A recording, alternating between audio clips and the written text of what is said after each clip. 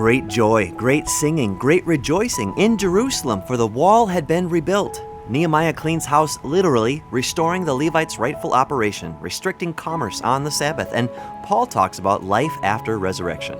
Today on 3-in-1, as we consider Nehemiah chapters 12 through 13 and 1 Corinthians chapter 15. A year or so ago, I was able to go to Israel with a small group of hikers. We wanted to walk the land rather than just tour the land.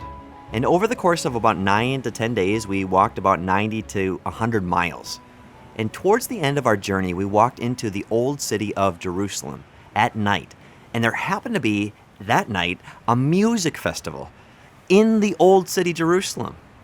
There must have been about 5 or 6 stages set in all sorts of different spots throughout the maze of the ancient streets and pathways of the old city of Jerusalem. It was glorious.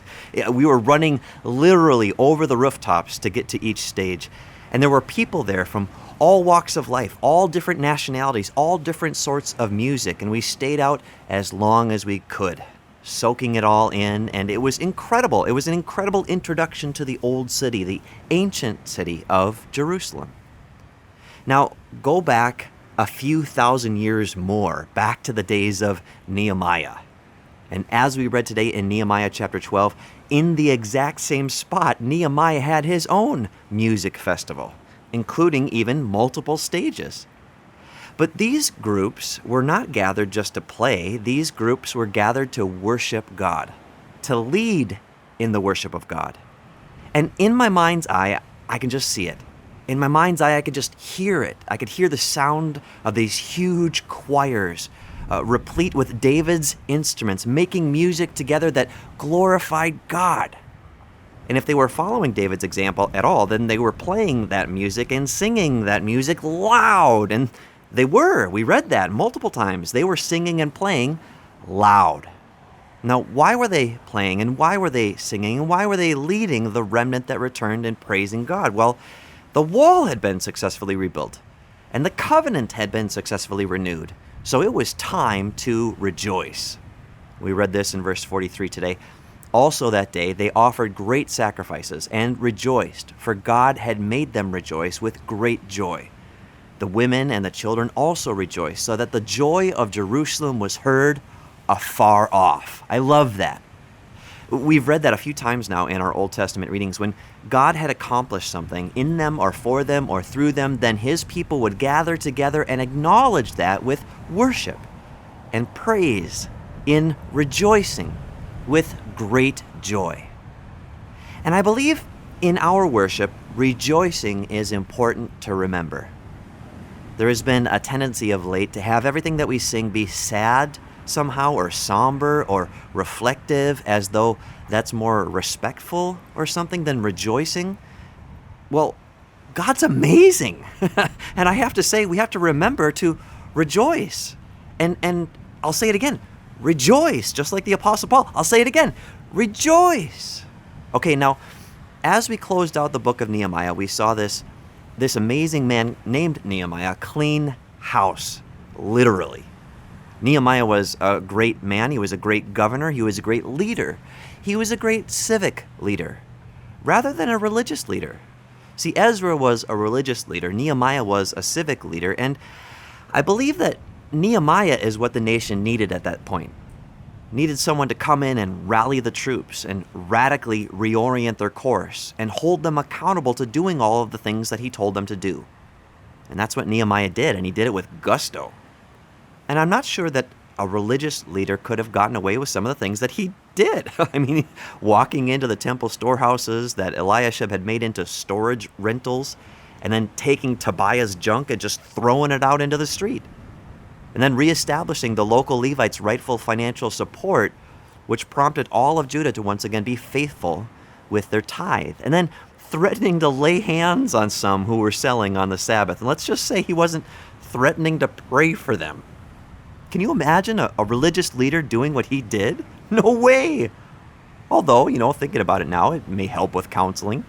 Stop sinning or I'll lay hands on you, as I sit there squinting and hitting my hand with my fist. No, never. But you go, Nehemiah. I mean, such a colorful character, right? There's so many colorful characters in the scriptures as God pours his unadulterated truth through the prism of individual personalities. And as we transition now to our New Testament reading, we revisit the writings of another one of those personalities, the Apostle Paul, as he talks about life after resurrection. And what's that going to be like?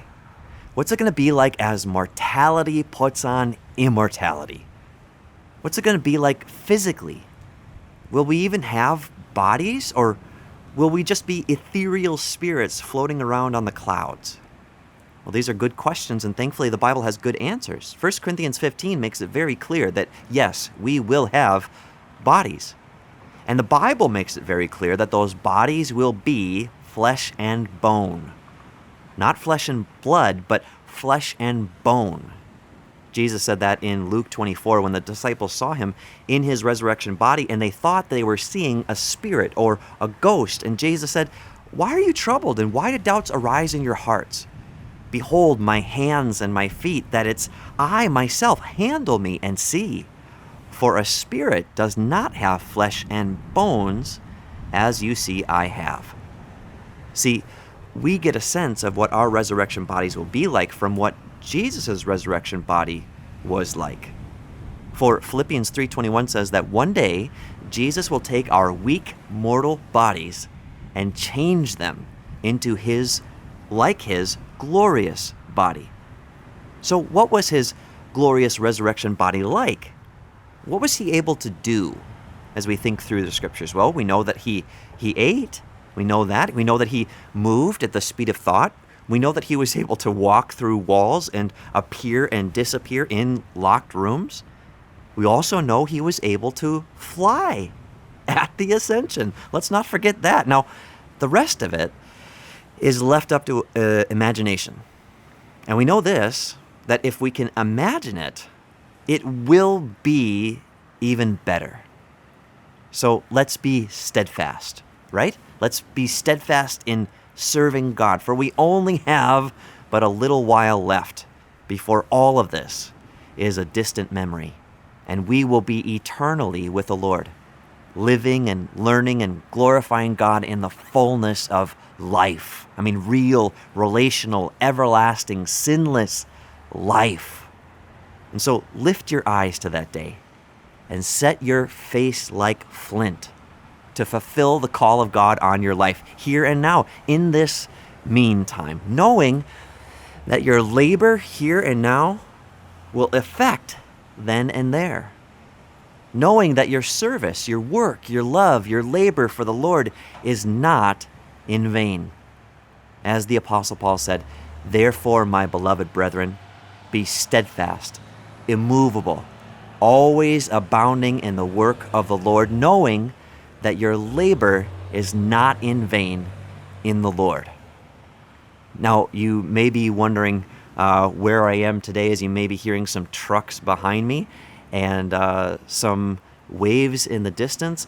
Once again, I'm on the shores of the north shore of Lake Superior, and man, I wish you could see what I see today.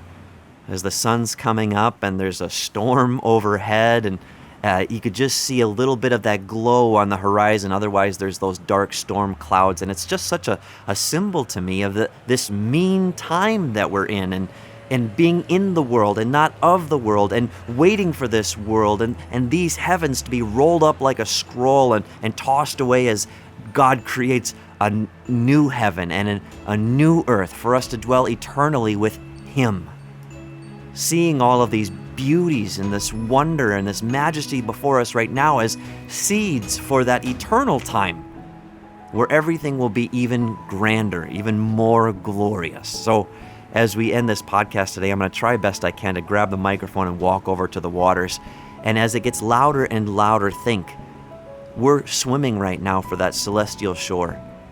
And we're closer to that celestial shore now than we've ever been before. And we're closer now than where we were before. So turning back now would be disastrous. We got to keep on swimming. He will be faithful to bring us safely home.